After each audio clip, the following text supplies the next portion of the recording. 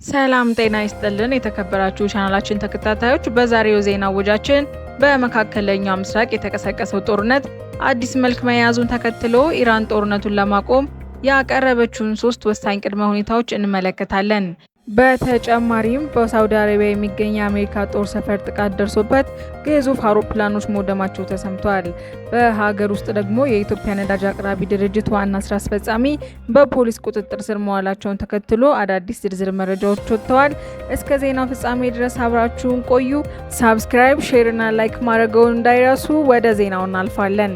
ወደ ቀዳሚው ዜና እናልፋለን። ኢራን ያቀረበችው ቅድመ ሁኔታዎች ዲፕሎማሲያዊ ይዘት ቢኖራቸውም በተግባር ግን ለማሳካት አስቸጋሪ የሚመስሉ ናቸው።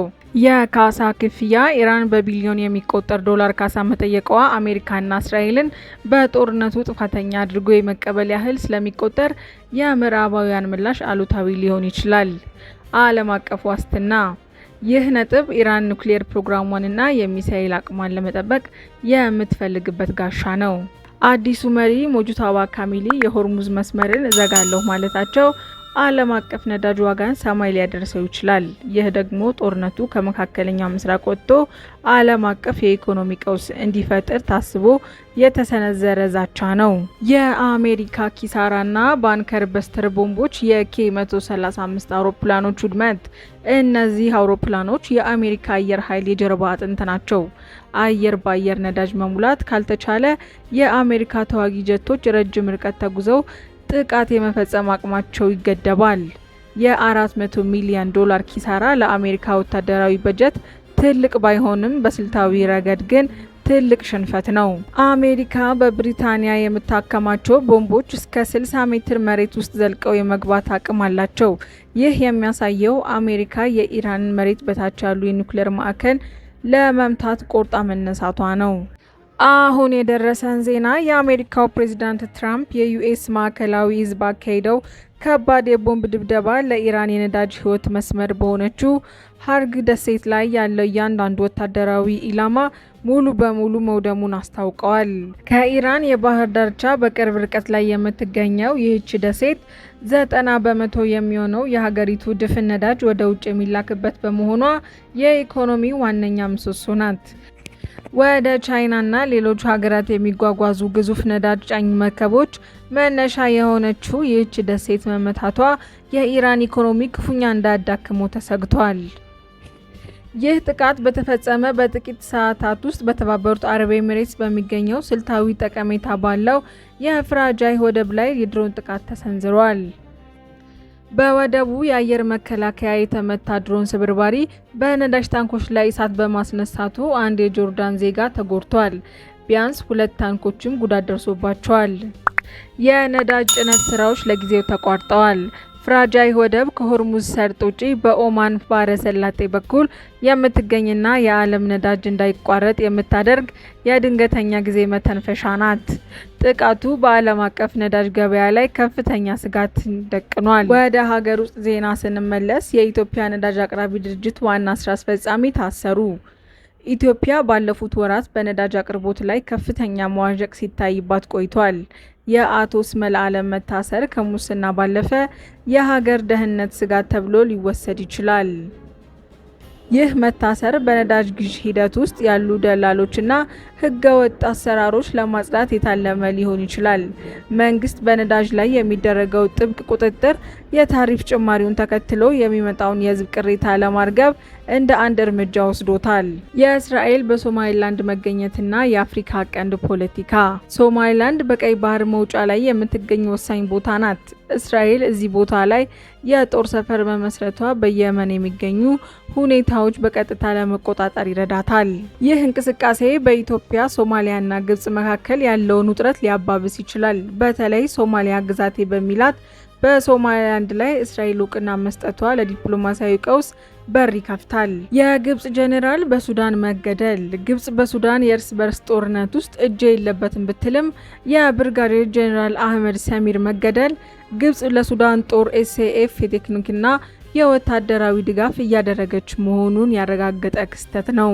ይህ ክስተት ግብጽ በአፍሪካ ቀንድ ያላትን ሚናና ከሱዳን ጦር ጋር ያላትን ጥብቅ ቁርኝት የሚያሳይ ሲሆን የሱዳን ፈጥኖ ደራሽ ጦር አርኤስኤፍ በግብጽ ላይ ያለውን ተቃውሞ ይበልጥ ያጠናክራል። አድማጭ ተመልካቾቻችን የተከታተላችሁን ስለሆነ ከልብ እያመሰገንን ሰብስክራይብ፣ ላይክ እና ሼር ማድረገው እንዳይረሱ። የትራንስፖርት ታሪፍና የኑሮ ውድነት የነዳጅ ዋጋ በጨመረ ቁጥር መሰረታዊ ሸቀጦች ዋጋቸው ይጨምራል። የአዲስ አበባ ትራንስፖርት ቢሮ እርምጃ ወስዳለሁ ቢልም በተግባር ግን ተሽከርካሪዎች ታሪፍ እየጨመሩ መሆኑን የአደባባይ ሚስጥር ነው። መንግስት የድጎማ አሰራሩን እያነሳ ባለበት በዚህ ወቅት የትራንስፖርት ዘርፉ ማረጋጋት ካልቻለ የዋጋ ግሽበቱ ከቁጥጥር ውጭ ሊወጣ ይችላል። የሆርሙዝ መስመር መዘጋት ለኢትዮጵያ እጅግ አሳሳቢና ቀጥተኛ ተጽዕኖ ያለው ጉዳይ ነው። ምንም እንኳን ኢትዮጵያዊ ባህር በር ባይኖራትም የኢኮኖሚዋ ደም ስር ከዚህ መስመር ጋር በጥብቅ የተሳሰረ ነው። ዋና ዋና ተጽዕኖቹን እንደሚከተለው እናቀርባለን። የነዳጅ ዋጋ ሰማይ መንካት። የሆርሙዝ መስመር በዓለም ላይ ካለው ነዳጅ ንግድ 20% የሚተላለፍበት በመሆኑ መስመሩ ከተዘጋ የዓለም ነዳጅ ዋጋ በአንድ ጊዜ በከፍተኛ ሁኔታ ይጨምራል። በኢትዮጵያ ላይ ያለው ጫና። ኢትዮጵያ ነዳጅ የምታገኝባቸው ከአረብ ሀገራት በተለይም ከባህር ሰላጤው ሀገራት በመሆኑ መስመሩ ሲዘጋ አቅርቦቱ ይቋረጣል ወይም በከፍተኛ ዋጋ ለመግዛት ትገደዳለች። ይህ ደግሞ አሁን በሀገር ውስጥ እየታየ ያለውን የነዳጅ ዋጋ ጭማሪና የትራንስፖርት ችግር ወደ ከፋ ደረጃ ያሻግራል። የሸቀጣ ሸቀጥ ዋጋ ግሽበት። ኢትዮጵያ አብዛኛውን የኢንዱስትሪ ጥሬ እቃዎች፣ ማዳበሪያ፣ መድኃኒት፣ ኤሌክትሮኒክስ እቃዎች የምታስገባው በባህር መስመር ነው። ነዳጅ ሲወደድ የትራንስፖርት ወጪ ይጨምራል። ይህ በቀጥታ በምግብና በሌሎች መሰረታዊ ሸቀጦች ላይ የዋጋ ጭማሪ ያስከትላል። ቀድሞውኑ በኑሮ ውድነት ለተጎዳው ማህበረሰብ ይህ ትልቅ ሸክም ይሆናል። የውጭ ንግድ ኤክስፖርት መስተጓጎል። ኢትዮጵያ ወደ ውጭ የምትልካቸው ምርቶች ቡና፣ ሰሊጥ፣ የቅባት እህሎች በአብዛኛው ወደ እስያ፣ አውሮፓ የሚጓዙት በቀይ ባህር አካባቢ በኩል ነው። የሆርሙዝ መስመር መዘጋት ቀጠናውን የጦርነት ቀጠና ስለሚያደርገው የባህር ላይ መድን ኢንሹራንስ ዋጋ ይጨምራል ወይም መርከቦች ወደ አካባቢው መምጣት ያቆማሉ። ይህ ደግሞ በሀገሪቱ የምታገኘውን የውጭ ምንዛሬ ገቢ በእጅጉ ይቀንሳል። የውጭ ምንዛሬ እጥረት መባባስ። መንግስት ነዳጅና መሰረታዊ ሸቀጦችን ለመግዛት አሁን ካለው በላይ እጥፍ የውጭ ምንዛሬ ያስፈልገዋል። ይህ ደግሞ በሀገሪቱ ያለው የዶላር እጥረት ያባብሰዋል። የብር የመግዛት አቅም ይበልጥ እንዲዳከም ያደርጋል። የጂኦፖለቲካ ጫና። የሆርሙዝ መስመር መዘጋት አሜሪካን፣ ቻይናና አውሮፓን ወደ ቀጥታ ግጭት ሊያስገባቸው ይችላል። ኢትዮጵያ የምትገኝበት የአፍሪካ ቀንድ ለዚህ ኃይሎች ስልታዊ ቦታ በመሆኑ ሀገሪቱ የሀያላን ሀገራት የፍላጎት መድረክ ልትሆን ትችላለች።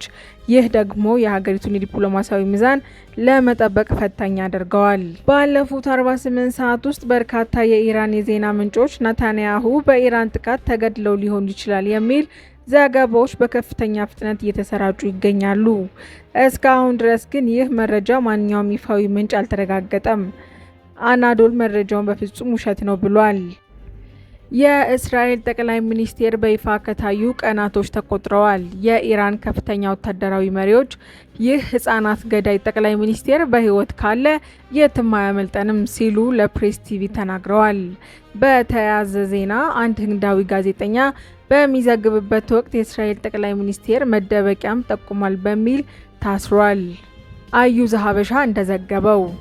አድማጭ ተመልካቾቻችን ስትከታተሉ ስለቆያችሁ ከልብ እያመሰገንን ያላችሁን ሀሳብ አስተያየት ኮሜንት ላይ በመጻፍ ሳብስክራይብ፣ ሼር እና ላይክ ማድረገው እንዳይረሱ።